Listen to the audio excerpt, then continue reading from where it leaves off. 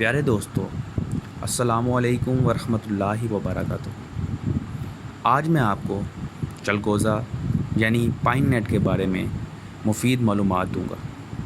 پیارے دوستو، کوئٹہ سے تقریباً 5 گھنٹے کی مسافت کے بعد ذوب کا علاقہ آتا ہے۔ یہ علاقہ سمندر سے 2500 سے 3500 میٹر کی بلندی پر واقع ہے۔ گرمیوں میں زیادہ سے زیادہ درجہ حرارت 37 سینٹی گریڈ، جبکہ سردیوں میں زیادہ سے زیادہ درجہ حرارت 15 سینٹی گریڈ ہوتا ہے۔ مزید بلندی پر یہ درجہ حرارت مزید کم ہو جاتا ہے۔ اس علاقہ میں چلغوزے کے دنیا کے سب سے بڑے باغات واقع ہیں۔ یہ باغات تقریباً 1200 مربع کلومیٹر کے رقبے پر پھیلے ہوئے ہیں۔ اس علاقے میں پیدا ہونے والا چلغوزہ دنیا بھر میں نہایت معیاری اور پسند کیا جاتا ہے۔ اس کی مناسب پیکنگ وغیرہ کر کے اس کو بیرون ملک برآمد کر دیا جاتا ہے۔ بلوچستان میں پیدا ہونے والا یہ چلغوزہ بیرونی دنیا میں بڑی مانگ رکھتا ہے اور دنیا منہ مانگی قیمت پر خریدنے کو تیار رہتی ہے۔ پیارے دوستو، چلغوزہ نہایت لذیذ اور بے شمار غذائی فوائد کا حامل خشک میوہ ہے۔ پاکستان کے علاوہ پڑوسی ممالک میں بھی پایا جاتا ہے۔ چلغوزے کا پیڑ 20 سے 50 فٹ تک اونچا ہوتا ہے۔ اس کا تنا چھوٹا اور سیدھا ہوتا ہے۔ طبی لحاظ اس کا مزاج گرم اور تر ہے۔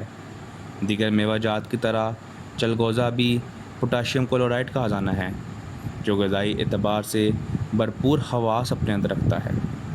چلغوزہ کی مینگو معنی مغز گدا گیری سے ایک خاص قسم کا تیل نکالا جاتا ہے، جو خسرہ اور پھوڑے وغیرہ پر لگایا جاتا ہے۔ اسی طرح یہ تیل سر پر لگانے سے سر کا درد رفع ہو جاتا ہے۔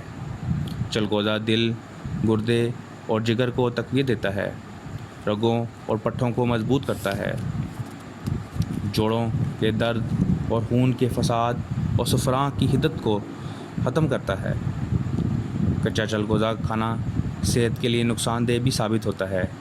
چونکہ چلغوزہ دیر ہضم ہے، اس لیے کھانا کھانے سے پہلے اس کا استعمال بھوک ختم کرنے کا سبب بن سکتا ہے۔ زیادہ مقدار میں اس کا استعمال نقصان پہنچاتا ہے۔ پیارے دوستو، چلغوزہ خشک میوے میں نہایت ذائقہ دار میوہ جات ہے۔ چلغوزے گردے، مثانے اور جگر کو طاقت دیتی ہے۔ اسے کھانے سے جسم میں گرمی اور فوری توانائی محسوس ہوتی ہے۔ چلغوزہ کھانے سے یادداشت میں بہتری پیدا ہوتی ہے۔ چترال میں بھی چلغوزے کی نہایت اعلیٰ قسم کے پیداوار جنگلوں میں پائی جاتی ہے۔ چلغوزے اونچے پہاڑوں کی چوٹیوں پر واقع جنگلوں میں قدرتی طور پر پایا جاتا ہے۔ پھر وہاں کے لوگ اسے دھوپ میں خشک کرتے ہیں اور اس کی کون سے دانے یعنی چلغوزے کے بیج خود بخود نکل آتے ہیں۔ پیارے دوستو، امید ہے کہ آپ کو چلغوزے کے بارے میں یہ معلومات پہلے پتہ نہ ہو۔ اگر آپ کو ویڈیو پسند آئی تو پلیز میرے چینل کو سبسکرائب کریں، لائک کریں اور کمنٹ سیکشن میں مجھے بتائیں کہ آپ کو ویڈیو کیسی لگی۔